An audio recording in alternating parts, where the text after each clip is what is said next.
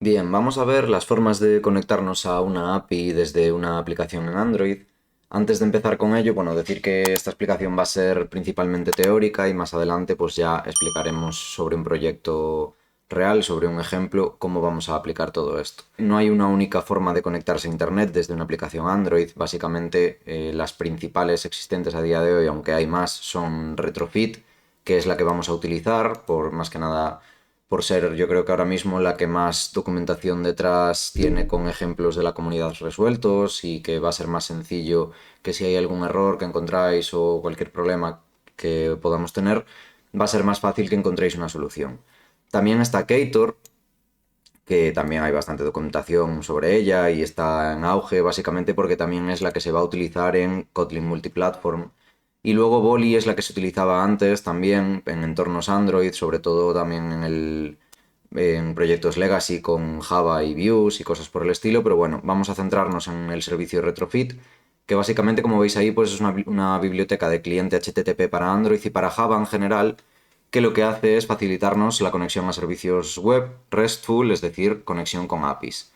Podemos utilizarlo para realizar esas peticiones y básicamente Retrofit lo que va a hacer, aquí tenemos una imagen de ejemplo de cómo se comunican las capas, todo esto está sacado de un Codelab, como ya sabéis, y básicamente, como veis, lo que tenemos es que nuestra capa de UI, a través de pues la definición de nuestra app, va a conectarse a un servicio de Retrofit. El servicio de Retrofit va a estar dentro de la capa de datos y nos va a dar acceso a esas peticiones HTTP que vamos a configurar nosotros, pues vamos a decirle a Retrofit cómo tiene que ser la llamada, cuál es la URL base, cuáles son, bueno, pues las condiciones que queremos para hacer esa llamada HTTP, ¿no? El tema es que lo que hace Retrofit por nosotros es generar esos métodos para crear la conexión, esos métodos para hacer la llamada a la API y todo ese tipo de cosas, ¿no? Luego además lo vamos a combinar con un transformador de objetos JSON a Kotlin y viceversa, ya lo veremos más adelante también, pero básicamente es porque la gran mayoría de las APIs nos devuelven información en un formato JSON y nosotros lo que vamos a querer es convertir ese JSON a objetos Kotlin y viceversa, aunque ya os digo que principalmente en los ejemplos que vamos a ver solo vamos a recibir información. Como vamos a trabajar siempre con APIs públicas y APIs de práctica, de ejemplo, la mayoría de las peticiones que vamos a hacer, por no decir todas, van a ser de tipo GET, aunque por supuesto con esta tecnología se podría hacer cualquier tipo de petición.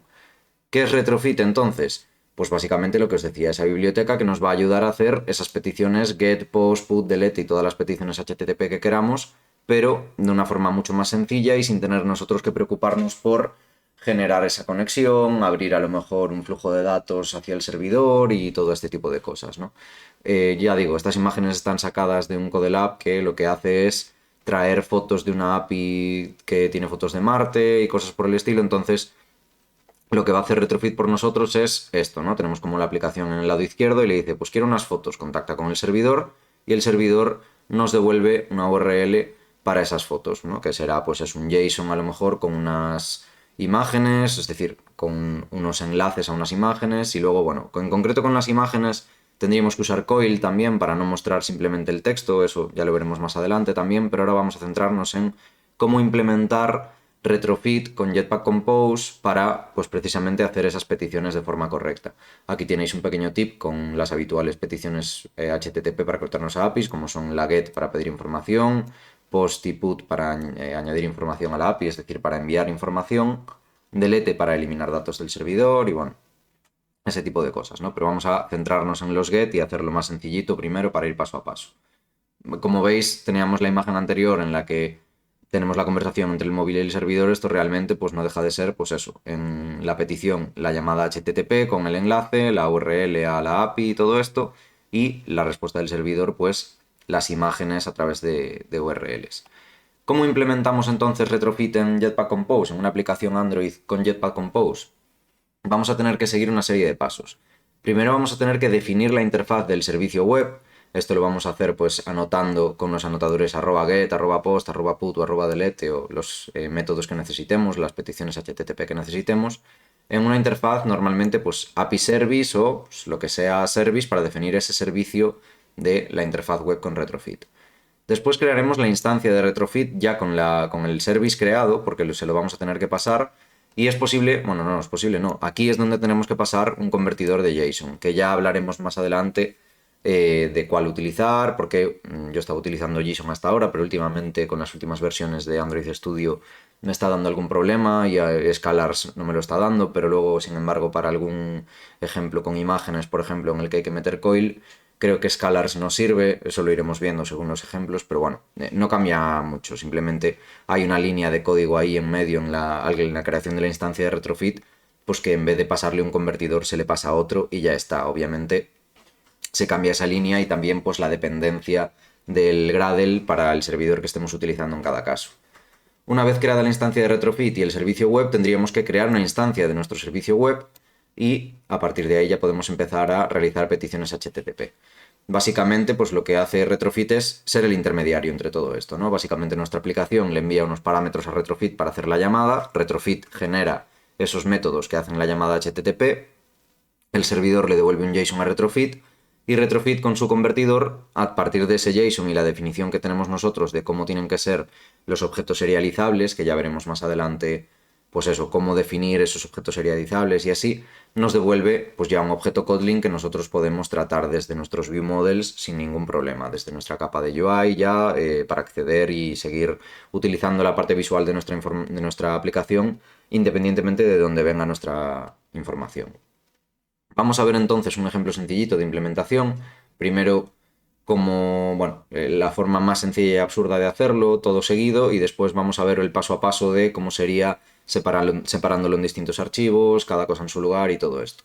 El ejemplo más sencillo, como decíamos entonces, lo primero sería definir una interfaz con el servicio que nosotros queremos, con las operaciones que vayamos a querer hacer contra el servidor. En este caso, vamos a hacer una petición GET a una API inventada, por así decirlo, ¿vale? Esto es, ya digo, es un ejemplo chorra, simplemente para entender un poco cuáles son los pasos que hay que realizar uno detrás de otro, pero esto no es un ejemplo real. Esto es como si tuviésemos una API que nos devolviese datos de usuarios, ¿no? Pues yo haría un @getUsers y definiría una suspend fun getUsers que me devuelve una lista de usuarios. Es importante que sea suspend porque todas las peticiones HTTP que hagamos van a tener que ejecutarse de forma asíncrona, van a tener que ejecutarse en corrutinas. ¿Por qué tienen que ejecutarse en corrutinas? Bueno, principalmente porque pueden fallar, porque pueden tardar, porque en general no queremos interrumpir el flujo principal de nuestro hilo principal de la aplicación, lo que sería el funcionamiento principal, por tener que hacer una llamada a un servidor que puede estar caído, que puede ser lento, que bueno, pueden pasar un montón de cosas. Entonces hacemos que la petición se haga, digamos, de fondo, ¿no? En una corrutina, una subrutina, de forma que no interrumpa, como digo, el hilo principal del programa. Una vez creado el servicio, definimos la instancia de retrofit casi siempre a través de un aval con el nombre que queramos y con el retrofit builder. Al retrofit builder le vamos a pasar una URL base, como tenemos aquí ya veis que es una API de ejemplo, no existe, ¿vale? Y el convertidor que queramos. Aquí, como digo, estamos usando el JSON Converter Factory, pero últimamente me está dando problemas en Android Studio. No sé si por alguna actualización o algún problema de versiones, pero bueno, si no nos sirve este, hay otras alternativas que ya veremos. Y una vez le hemos pasado la URL base y el Converter Factory, podemos hacer build ya y ya tenemos nuestra instancia de retrofit. La instancia de retrofit precisamente la queremos para, en el service que hemos creado, crear la instancia de ese servicio a través de esa instancia de retrofit. Fijaos que hacemos retrofit create y le pasamos API service class Java. Esta clase Java nosotros no la vamos a ver, para nosotros va a ser transparente. Esta clase Java es la que Retrofit crea por nosotros y es la que crea con los métodos necesarios para hacer las llamadas HTTP, para crear la conexión, todo ese tipo de cosas. Es como eso todo ya lo hace Retrofit por nosotros, entonces nos olvidamos de ello y ya no tenemos que molestarnos en, pues ni siquiera ver cómo está hecho. Lo único que nos interesa es decirle qué acciones tiene que poder hacer para luego nosotros, una vez creada la instancia, como veis aquí, poder utilizarlas. Yo una vez ya está creada la instancia del API Service con la instancia de Retrofit, ya puedo empezar a hacer peticiones HTTP de forma que mi val users va a contener la lista de usuarios que le devuelva en la función getUsers de la API Service.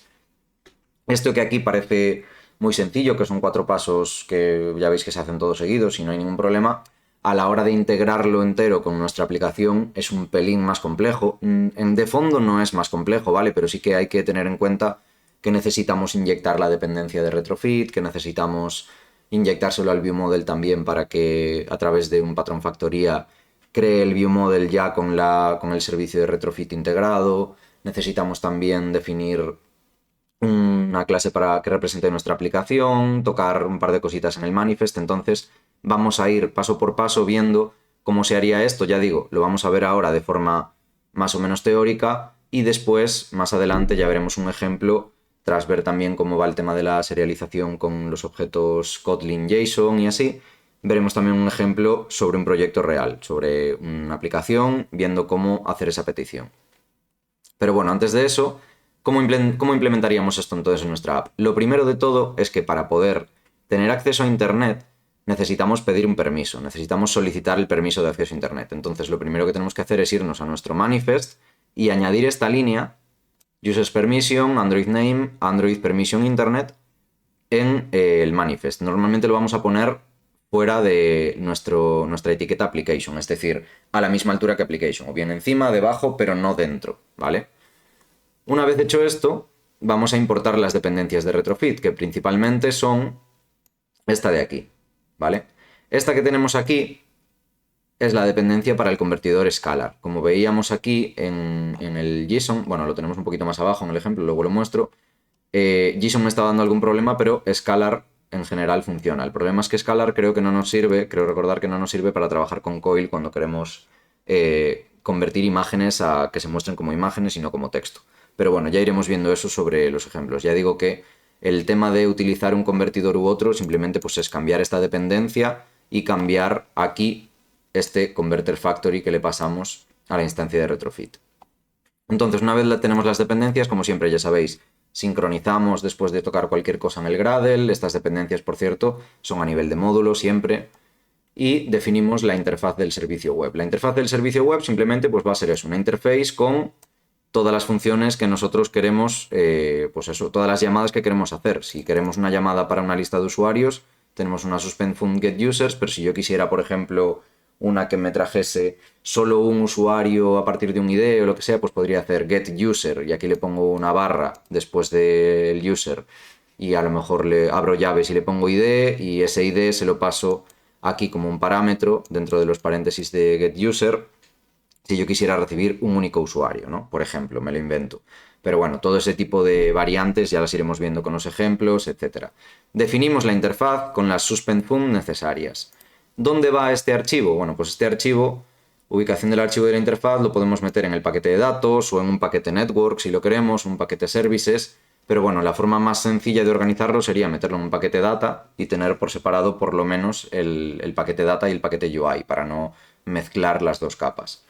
Después, bueno, aquí nos cuenta el tema de las anotaciones. Esto es una anotación de retrofit para definir que esta función efectivamente lo que va a hacer es una llamada de tipo get. Una vez hecho esto, lo siguiente que tenemos que hacer es crear nuestra instancia de retrofit. Esta instancia de retrofit lo que vamos a hacer, como decía, es pues pasarle el builder, la URL base, que la podemos definir en una constante, ¿vale? Por si luego pues, quisiéramos cambiar algo o añadirle algo, lo que fuera, la tenemos aquí definida y simplemente la utilizamos. Le añadimos la converter factory que queramos y hacemos build. Como decía, a mí el JSON converter factory últimamente me está dando algún problema. Si quisiéramos implementar esta, la dependencia sería la siguiente que tenéis aquí. Y de todas formas, como decía, podemos simplemente utilizar scalars de esta forma. Si en lugar de JSON en la dependencia hemos utilizado scalars, podemos pasarle esta. Tenemos también la de JSON, pero yo no la he probado, no sé si hay mucha diferencia, creo que es un pelín más antigua, pero bueno, si os sirve también puede funcionar. ¿Dónde va este archivo? Pues igual, en el paquete data o en el paquete network, o en el services. Ya digo, la forma más sencilla de separarlo sería meter esto en data también y por lo menos lo tenemos separado de la parte de la UI. Siguiente, crear la instancia del servicio web, como decíamos. Hacer este val API service retrofit create. Esto puede ir directamente en un archivo llamado app container o algo por el estilo, que sea un contenedor de todos los servicios que queramos implementar.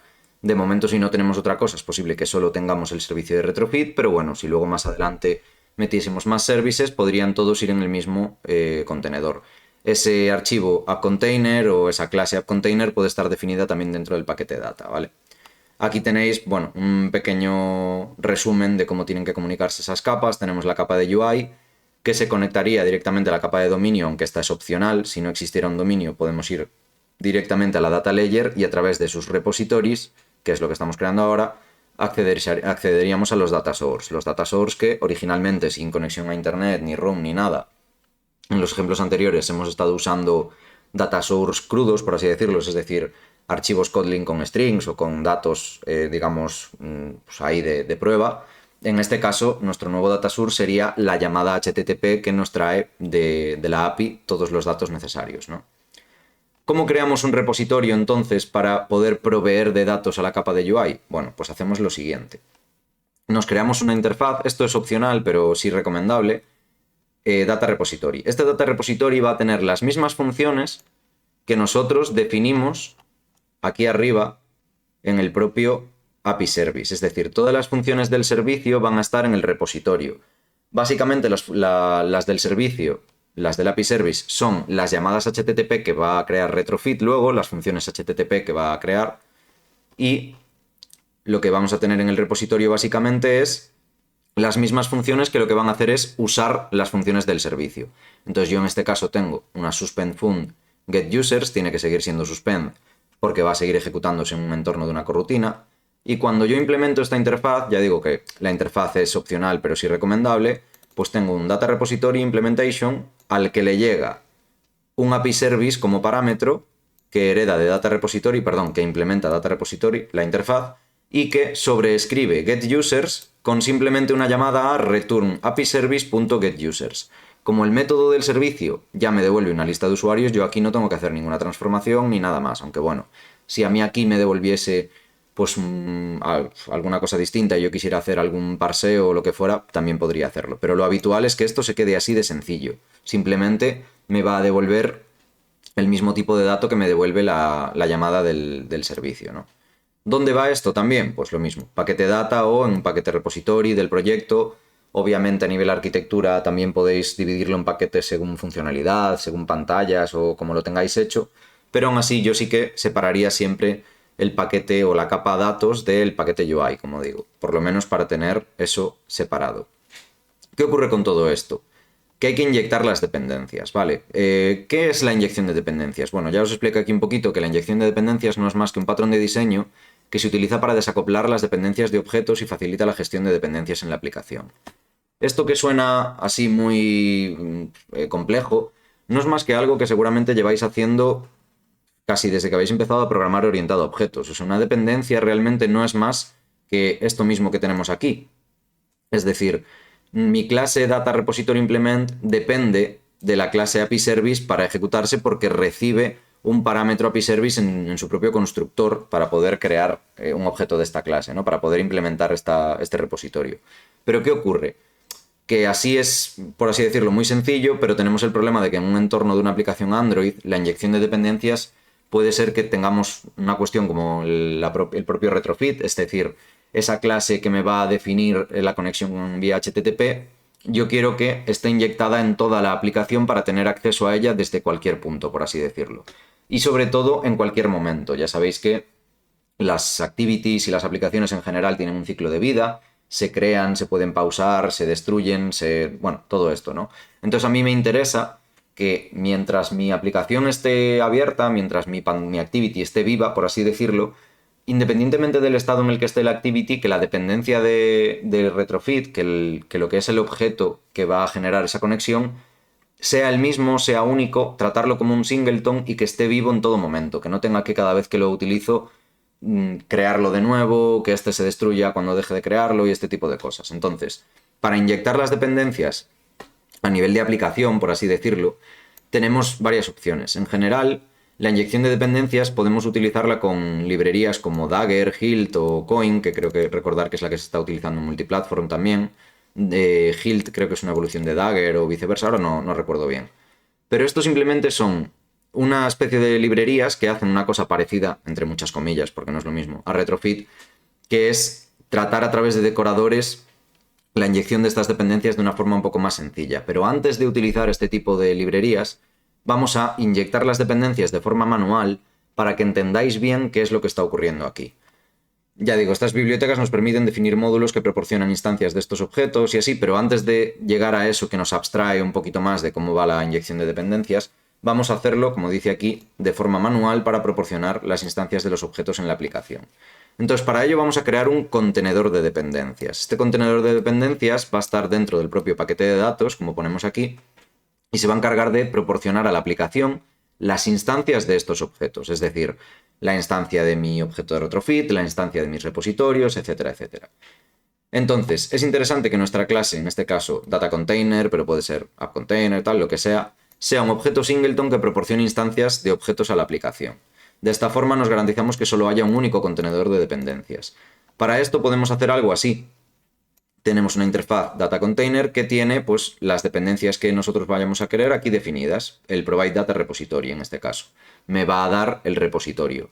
¿Qué hacemos dentro del singleton de nuestro container? Fijaos que tenemos una implementación de data container. Aquí, en esta clase, es donde vamos a meter nuestro private val retrofit con el builder, con el add converter y con todo esto, junto con el API service, que lo vamos a declarar by lazy, ¿vale?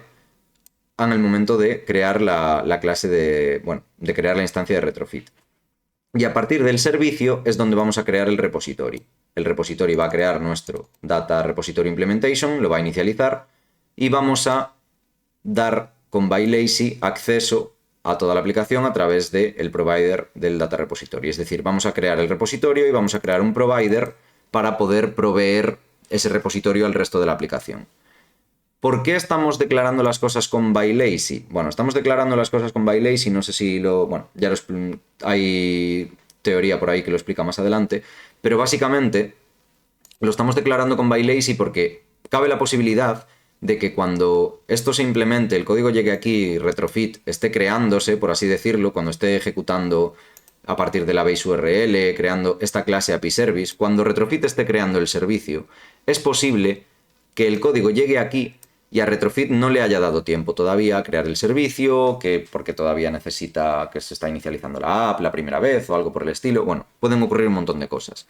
Entonces, para evitar que esto no exista o sea nulo a la hora de inicializar el API Service, lo declaramos bylazy.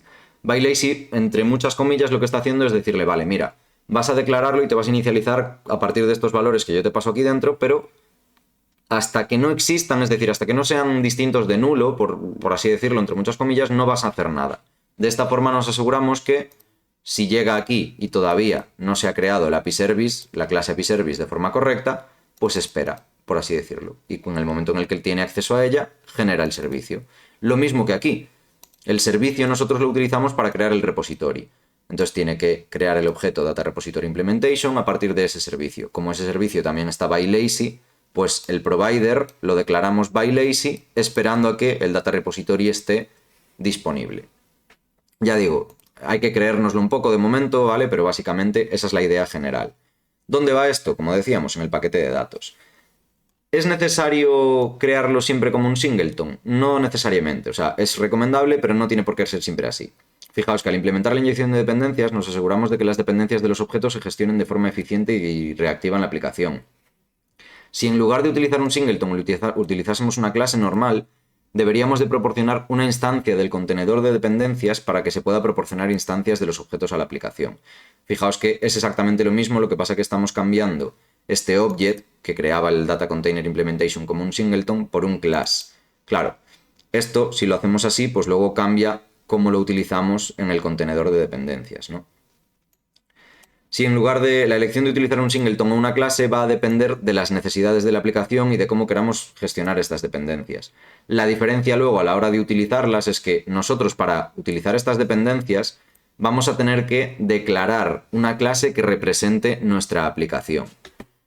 Nosotros por defecto cuando creamos cualquier proyecto Android a partir de una de las plantillas de Android Studio, como puede ser la plantilla de una Activity de Compose o incluso con las antiguas de Java Views y todo esto, una de las cosas que nos crea Android Studio por defecto es directamente una main activity y esa main activity hereda de activity y representa una pantalla, como ya tenemos visto, que tiene su ciclo de vida, etc. ¿Qué ocurre? Es posible también que necesitemos, como en este caso, una clase que represente nuestra aplicación, no solo nuestra activity, que es una pantalla, sino la aplicación entera. Pues para ello necesitamos una clase que herede de application. Si hereda de application, aquí es donde vamos a declarar e inicializar nuestro contenedor de dependencias. Si el contenedor fuese un objeto, si lo estamos manejando como un singleton, como aquí, declarándolo como object, a la hora de inicializarlo en nuestra clase application, vamos a hacer lateinit var container de tipo data container. Lateinit también, por lo mismo que hablábamos antes, lateinit y bylazy tienen una sintaxis un poquito distinta, pero son casi equivalentes el uso de uno o de otro. Y dentro del onCreate, este onCreate es diferente, bueno, la idea detrás es la misma, pero es diferente al de MainActivity. El onCreate de MainActivity se ejecuta cuando se crea la actividad. El onCreate de Application se ejecuta cuando se crea la aplicación, es decir, va antes que el de la Activity incluso en lo que es el orden en la línea de tiempo de nuestra aplicación. ¿Qué ocurre aquí? Bueno, pues lo primero que tenemos que hacer es siempre llamar a super.onCreate para que nuestra clase que hereda de application haga también todo lo que hacía application en el onCreate. Y justo después inicializamos nuestro container a data container implementation. Ya digo, esto sería en el caso de utilizar el contenedor como un objeto singleton. Si en lugar del objeto singleton estamos utilizando la clase, fijaos que la única diferencia es que le pasamos los paréntesis porque lo que hacemos es llamar al constructor en lugar de llamar al singleton existente. Ya digo, depende un poco de las necesidades de la app y depende de cada caso, pero bueno. Una cosa que sí que es muy importante y que nos solemos olvidar, es un error súper habitual, es que siempre que creamos una clase que hereda de application, siempre que sobreescribimos, que sobreescribimos el onCreate de application, tenemos el problema de que hay que indicarle en el manifest cuál es la clase que representa mi aplicación. Porque por defecto es application, pero si nosotros heredamos, ahora es my application la que representa la aplicación. Bueno, pues en el manifest, dentro de la etiqueta application, tenemos la subetiqueta Android name y aquí hay que pasarle exactamente el mismo nombre que tiene mi clase.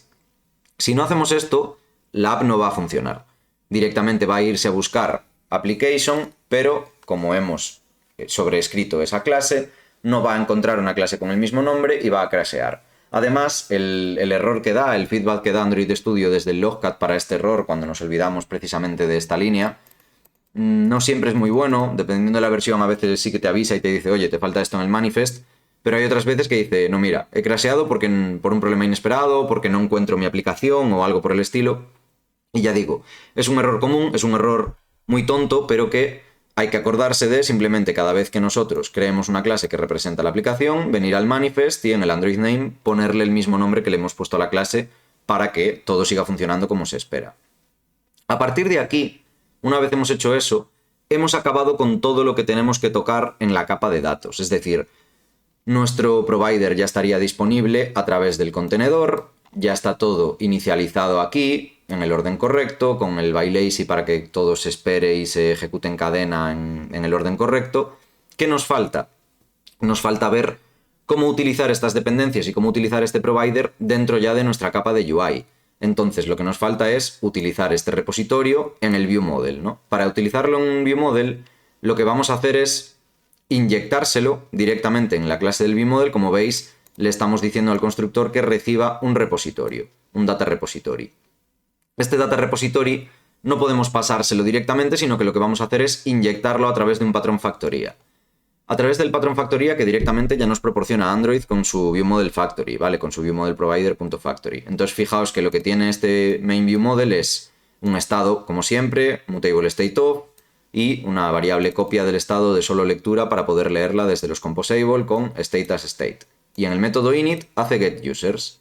Ojo, dentro de getUsers, esto es una función privada, para poder utilizar getUsers, está abriendo un ViewModelScope.launch. Esto, precisamente lo que está haciendo es, dentro de nuestro ViewModel, darnos una sección en la que podemos ejecutar corrutinas, es decir, darnos un ambiente, un ámbito en el que poder utilizar funciones de suspensión. ¿Por qué? Porque os recuerdo que getUsers, que pertenece al repositorio, es una suspend fun que tiene que ejecutarse en una corrutina. Entonces, si nosotros lo definimos así dentro del ViewModel, tenemos que lanzar todo esto siempre que utilicemos algún método suspend en el ViewModel, tiene que ser dentro de un scope, ViewModelScope.launch para lanzarlo.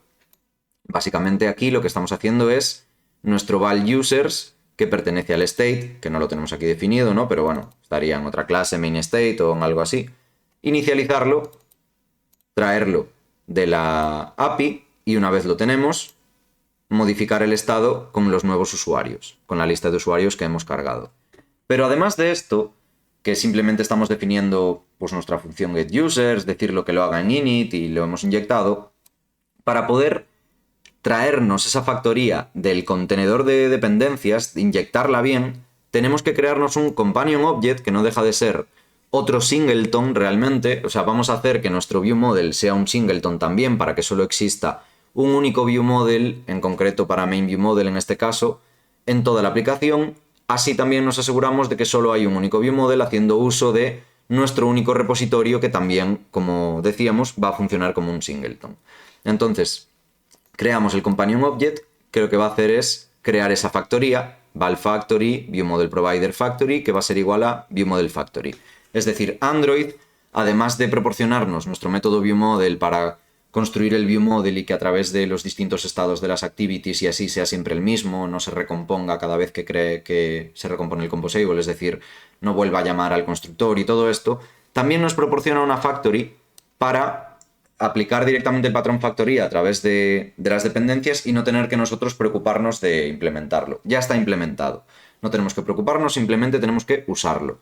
Y dentro del viewModel factory lo que vamos a hacer es llamar a initializer para que cuando se cree este objeto, este companion object, su variable factory lo que tenga sea inicializado ya lo siguiente. Primero, la aplicación, que la va a coger a través de this application key. Fijaos que ya ponemos aquí que application key es una constante que se utiliza para obtener la instancia de la aplicación, es decir, la instancia de nuestra clase u objeto application, ¿vale? El que definíamos aquí antes, o bien la instancia de myApplication, que puede tener el container que sea a través de una clase o a través de un objeto singleton.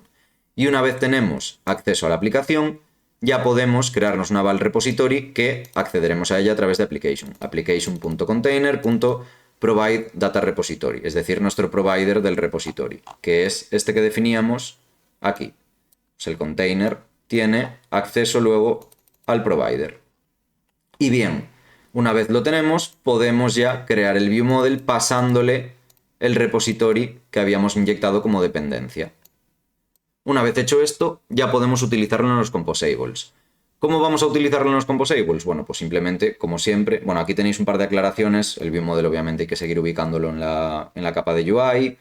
Hablamos sobre la aplicación, perdón, sobre la constante application key, que es lo que decíamos, se utiliza para obtener la instancia de la aplicación de viewModel factory. Y la palabra reservada companion en Kotlin, que básicamente nos dice que la palabra reservada companion en Kotlin se utiliza para definir miembros estáticos de una clase.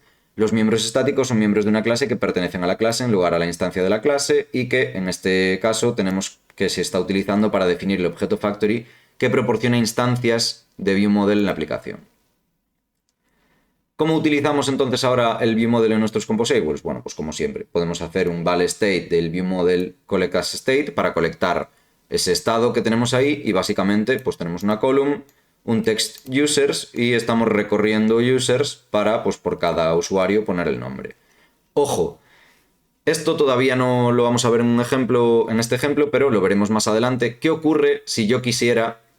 Con retrofit es menos habitual porque vamos a hacer sobre todo peticiones get, pero si quisiéramos hacer una petición put, post o delete, que son funciones suspend, definiríamos dentro de nuestro viewModel una suspend fund que llamase al repository y a su suspend fund correspondiente, pues por ejemplo para hacer un delete o lo que fuera. Claro, para nosotros hacer un delete desde el composable tenemos que pasarle datos también, tenemos que pasarle qué dato queremos borrar o algo por el estilo. Bueno, pues eso en el entorno de Compose también habría que ejecutarlo dentro de una coroutine scope. Una coroutine scope básicamente, bueno, lo tenemos definido aquí arriba, vamos a echarle un vistazo rápido. Es algo así, dentro de los composables vamos a tener una coroutine scope.launch también seguramente para evitar esta segunda llave y dentro de este contexto sí que podemos acceder a la suspend fund del viewModel, que haríamos pues viewModel.delete o lo que fuera, ¿no? Con los datos que necesitamos. ¿Qué pasa? Que para esta coroutine scope vamos a tener que, aquí no está definido porque es un error, ¿vale? Le faltaría el contexto, pero vamos a necesitar una variable var coroutine scope by remember coroutine scope o algo por el estilo para poder utilizarla. Tenemos que declarar el contexto, y normalmente va a ser un contexto remember coroutine scope, para poder utilizar, digamos, las suspend fund en el contexto de compose sin ningún problema, porque si no, si nosotros aquí, sin ese coroutine scope, intentásemos llamar a... Bueno, es que en este caso, users no llamamos a ninguna suspend fund, ¿no? Pero ya digo, si tuviéramos que borrar o editar o algo por el estilo, lo declararíamos aquí en el main view model como una suspend fund que utiliza otro método y aquí no nos dejaría llamarlo fuera de una coroutine scope, porque nos diría que no se puede llamar a una suspend fund desde un composable fuera de un contexto de corrutinas, ¿no? Pero bueno, ya digo, nos faltaría por ver la parte de la conversión, la transformación de JSON a objetos y viceversa, y más adelante veremos un ejemplo práctico de retrofit y de cómo hacer unas llamadas a alguna API pública que haya de ejemplo para probar todo esto.